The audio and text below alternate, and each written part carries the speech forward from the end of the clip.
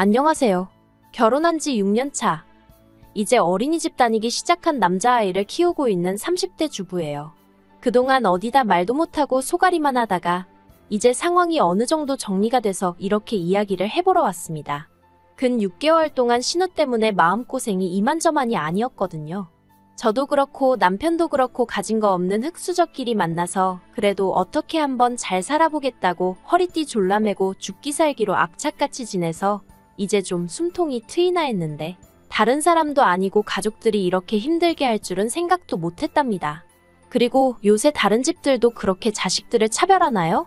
저도 위로 오빠가 하나 있긴 한데 성별이나 순서와 관계없이 저희 친정부모님은 뭐든지 똑같이 해주셨거든요. 아무튼 신우는 말할 것도 없고 시부모님한테도 서운하고 야속한 마음이 너무 커서 당분간은 못 보고 지낼 것 같습니다. 남편하고는 지인의 소개로 만나긴 했지만 이미 같은 직장에서 오며 가며 얼굴 정도는 익힌 사이였기에 아주 어색하지는 않았어요. 나중에 알게 된 일이지만 남편이 저에게 먼저 호감을 느꼈는데 남편도 성격이 워낙에 낯을 가리거든요. 그래서 먼저 말을 못 걸고 주변 사람들에게 물어물어 자리를 만들었다고 하대요. 아무튼 남편은 첫 만남에서부터 저에게 적극적으로 다가왔고 그런 남편이 저도 싫지 않았습니다. 그래서 얼마 지나지 않아 금세 사귀는 사이로 발전했지요. 저희는 1년 반 정도를 만났는데 이렇다 할 큰 사건 사고 없이 무난한 연애였습니다. 그래서 결혼을 하더라도 서로랑 하는 게 당연하다고 생각하게 되었고요. 저희 친정이나 시댁이나 조건은 비슷비슷했어요. 완벽하진 않지만 그럭저럭 노후 준비는 되어 계신 양가 부모님들이며 위로 결혼한 남매가 있는 것까지. 그래서 양가 부모님들끼리도 대화가 잘 통하는 눈치였고 덕분에 식장에 들어가기까지 별 잡음도 없었던 것 같아요. 하지만 식을 올리고 서로가 서로의 삶을 좀 더 가까이 들여다보게 되자 조금씩 잡음이 나오기 시작하더라고요. 특히나 남편과 제가 집을 사는 과정에 있어서는 여러 가지로 마음 상할 일이 많았네요. 일단 결혼 당시 시댁에서는 도움을 전혀 받지 못했고 친정에서도 삼천을 받은 게 전부예요. 하지만 남편이나 저나 결혼 전부터 이렇게 될 거라는 걸 어느 정도 알고 있었고 서로에게 미리 이해를 구했기에 그 부분에선 크게 불만 같은 건 없었습니다. 하지만 저는 꼭 집을 사고 싶었어요. 그것도 빠른 시일 내에 말이죠. 집이 있어야 비로소 안정된 가정을 꾸릴 수 있을 것 같았달까요. 그래서 결혼하고 한 2년 동안은 오로지 집을 사겠다는 목표를 두고 정말 알뜰살뜰하게 살았습니다. 점심은 무조건 구내식당, 아니면 도시락으로 해결했고 저녁에 둘이 나가서 어디 오붓한 레스토랑에서 외식 한번 해본 적이 없어요. 2년 동안 산 옷이라곤 혹독한 겨울을 나기 위해 어쩔 수 없이 남편과 제가 입을 패딩 하나씩을 산 게 전부였고 서로의 생일은 진심이 담긴 편지 한 통을 써주는 걸로 축하를 대신했지요. 경조사비는 어차피 돌고 도는 돈이라고 생각해서 뒤에서 말 나오지 않을 정도로 챙겼지만 그걸 제외하고는 정말 인색하다 싶을 만큼 짠순이 짠돌이처럼 살았답니다. 다시 그때로 돌아가서 그렇게 살 수 있겠냐고 물으면 솔직히 못할 것 같아요. 그리고 이렇게 사는 저희를 보는 양가의 시각은 너무나도 달랐습니다. 일단 친정부모님은 많이 속상해하셨어요. 없는 살림에 그래도 예뻐라 하며 나름대로 곱게 키운 딸이 시집을 가더니 억척스럽게 변한 것 같다며 마음 아파하셨지요. 남편도 그런 친정부모님의 반응에 죄송스러워하며 동시에 괜히 자기 때문에 제가 고생하는 것 같다며 무척 미안해했는데 정작 저는 그렇게 힘들다는 생각을 못했던 것 같아요. 집을 사겠다는 목표가 조금씩 가까워지는 게 느껴졌으니까요. 그리고 친정부모님도 안쓰러워는 하셨지만 결국 저를 이해하고 응원을 해주셨습니다. 크게 금전적으로 도움을 주신 건 아니어도 쌀이나 김치 같은 것도 챙겨주시고 가끔 저희를 데리고 외식도 가주시고 시집간 딸이 친정부모님에게 신세를 진다는 사실이 민망하기도 했지만 그게 저희 친정부모님이 저희를 응원해주시는 방법이라 믿으며 힘을 낼 수 있었네요. 하지만 시댁에서는 안타까워하거나 응원해주는 상황이 아니었어요. 오히려 저와 저희 남편을 왜 그러고 사냐면서 무시했지요. 궁상맞게 그러고 사냐면서 그러면 사람들이 뒤에서 욕한다 흉본다 할 건 하고 살아야지. 물론 시댁 식구들 말이 완전히 틀렸다곤 생각하지 않아요. 분명히 그렇게 이러쿵저러쿵 씹어대는 사람들도 있었겠지요. 하지만 제가 확신했던 건 그런 사람들이 저희 부부의 인생을 책임져 주진 않는다는 거였어요. 그래서 아무리 시부모님이 짜증을 내시고 신우가 빈정거려도 웃고 넘길 수 있었습니다. 오히려 휴가 때마다 해외로 나가고 뭐 10만원짜리 뷔페를 갔네, 12개월 할부로 명품백을 샀네 하는 신우가 신기하게 느껴졌달까요. 말이 나와서 말이지만 제가 남의 집 사정을 말하는 게 그렇긴 한데 저희 신우는 전업주부였고 심해부는 외벌이를 하고 있었거든요. 그렇다고 사업을 하는 것도 아니고 그냥 중견기업에 다니는 평범한 직장인으로요. 그래서 심해부 혼자 벌어서 어떻게 저게 다 감당이 될까 궁금하기도 했어요. 아무튼 마침내 목표한 시기보다는 조금 늦어졌지만 그래도 3년 만에 저희 명의로 된 30평대 아파트를 사게 되었습니다. 비록 대출도 많이 받았지만 얼마나 기쁘던지. 회사에서도 멀지 않고 무엇보다 어린이집부터 시작해서 중학교까지 이미 다 있는 동네라서 이제 앞으로 애만 낳아서 잘 키우면 만사형통이겠구나 싶었지요. 그리고 이사를 하고 얼마 지나지 않아 저는 제가 임신을 했다는 걸 알게 되었습니다. 이제는 좋은 일만 생기는구나 싶어서 정말 매일 어디다 자랑이라도 하고 싶은 기분이었달까요. 그런데 저희의 행복이 누군가에겐 가정불화의 씨앗이 되었던 모양입니다. 하루는 어머님이 저희 부부를 부르셔서는 너무 그렇게 즐거워하는 티를 내지 말라는 이해할 수 없는 잔소리를 하셨거든요. 그리고 알고 보니 신우가 그렇게 저희를 부러워했답니다. 신우는 저희보다 5년이나 먼저 결혼을 했는데 여전히 월세와 전세를 전전하는 중이었거든요. 그리고 막말로 그게 저희 부부의 잘못도 아닌데 저희 부부가 왜 그런 신우의 눈치를 봐야 하는지 이해할 수가 없었네요. 하지만 이유가 어찌됐건 힘들다는 사람 속을 긁어서 뭐 좋을 게 있겠나 싶었습니다.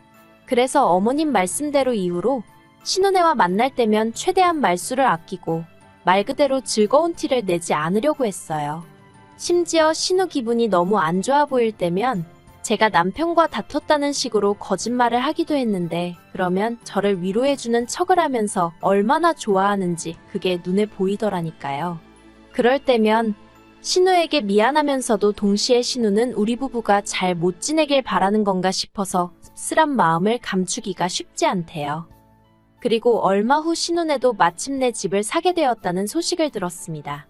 그런데 저는 솔직히 축하해주기가 너무 힘들었어요. 왜냐하면 알고 보니 어머님 아버님이 어떻게 보면 두 분의 유일한 노후라고 볼 수 있는 살고 계신 아파트를 담보로 대출을 받아 신우네가 집 사는데 보태주셨다는 이야기를 들었으니까요. 결혼할 때 저희는 정말 단돈 500만 원도 안 해주셨는데 남편도 애써 티는 안 내려는 눈치였지만 씁쓸한 그 표정이 많은 걸 말해주더라고요. 그래도 언제까지 그 생각만 하면서 살 수는 없잖아요. 그래서 이내 잊어버릴 건 잊고 살자 그렇게 생각하고 저희는 저희대로 늘 그랬듯이 열심히 살았지요. 그런데 작년에 정말 어이없는 이야기를 듣게 되었습니다. 신우도 어머님도 아닌 심해부의 입을 통해서 말이에요. 남편하고 심해부는 그렇게 친하지도 멀지도 않은 사이입니다. 나이 차이도 일단 10살 가까이 나기도 하고 심해부가 저희 남편이 하는 일이라면 앞뒤 재지 않고 까내리기 바빴거든요. 처음엔 그런 심해부가 이해가 안 돼서 얼마나 얄미웠는지 몰라요. 그런데 언젠가 심해부가 술에 잔뜩 취해서는 저희 남편더러 그러더랍니다. 신우가 부부싸움 할 때마다 심해부랑 저희 남편이랑 그렇게 비교를 하더래요. 내 동생은 성격이 어떻고 월급이 얼마고 아무리 외간 남자 아닌 동생이라지만 그래도 심해부 입장에서 그게 좋게 들렸을 리가 없지요. 그래서 신우한테 동생 타령 좀 그만하라고 했더니 이제 질투할 사람이 없어서 처남을 질투하냐며 그걸로 또 어지간히 당했답니다.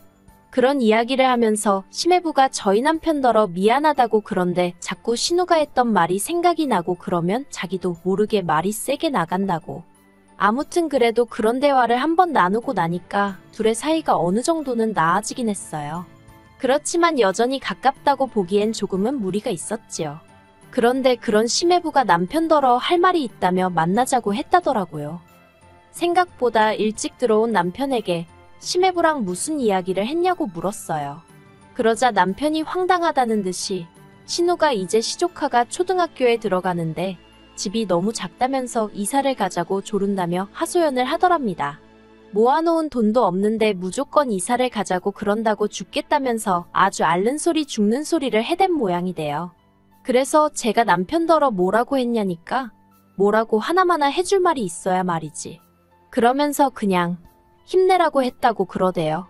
그래서 제가 행여나 이런저런 조언 같은 건 하지 말라고, 이러나 저러나 어차피 좋은 소리는 못 들을 거라고 했더니 자기도 잘 안다면서 신경 쓰지 말라더군요. 그런데 그렇게 상황이 일단락 되는 줄로만 알았는데 그 일이 있고 한 달쯤 지나서 시부모님이 저희 부부를 호출하셨습니다. 같이 밥이나 한 끼 하자면서 말이에요. 그런 일은 종종 있었기 때문에 알겠다 하고 별 생각 없이 시댁에 내려갔습니다. 그런데 그곳엔 신우와 시매부도 와 있었어요. 신우네 식구들도 부른다는 이야기는 없었기에 잠깐 당황했지만 어머님 아버님 입장에선 그쪽도 자식이니 한 번에 겸사겸사 보고 싶으셨을 수도 있겠다 싶어서 그러려니 했는데 이런저런 이야기를 나누며 밥을 먹고 있는데 어머님이 저더러 애도 아직 어린데 집이 너무 큰 거 아니냐는 말씀을 하셨습니다. 애가 없을 때 이미 계약한 집인데 좀 뜬금없다 싶었지만 애도 금방 클 거고 30평대가 그렇게 크지는 않아요 라고 대답했지요. 그런데 어머님은 뭔가 못마땅한 표정을 지으시더니 이내 그러지 말고 네 신우네랑 집을 한 2년 정도만 바꿔 살면 어떻겠냐 하셨습니다. 저는 순간 뭘 잘못 들었나 싶어서 제 귀를 의심했어요. 그래서 제가 뭐라고 반문을 하려는데 이미 벌써 남편이 그게 무슨 소리냐며 언성을 살짝 높이대요. 그래서 제가 상밑으로 남편 손을 꼭 잡으며 화내지 말라는 신호를 보냈습니다. 하지만 남편은 이미 조금씩 부들부들 떨고 있더라고요. 그런데 그런 사정을 눈치를 못 챈 건지 어머님과 신우가 번갈아가며 계속해서 자기들 집은 작아서 못 살겠는데 애는 이제 초등학교에 간다고. 요새 초등학생들은 친구 사귈 때 서로 무슨 아파트 사는지 몇 평에 사는지도 물어본다더라면서 그러지 말고 일단 한 2년만 바꿔 살아달랍니다. 적어도 시조카가 괜찮은 친구들을 좀 사귈 때까지만 어떻게 좀 안 되겠냐고요. 사실 신우네가 사는 아파트랑 저희 아파트가 차이가 좀 나기는 해요. 특히나 저희 아파트는 원래도 괜찮은 동네였는데 호재가 2개나 터지면서 집값이 많이 올랐지요. 반면에 신우네는 돈 때문인지 왜인지 아무튼 별 기대가 되지는 않는 아파트를 샀어요. 그리고 저야 처음부터 그렇게 생각은 하고 있었는데 남의 재산에 제가 왈가왈부할 건 아니니 말을 아꼈거든요. 그런데 집을 사고 나서야 저희 집 오르는 거랑 자기들 집 오르는 게 속도도 다르고 금액도 다르니 성질이 났던 모양입니다.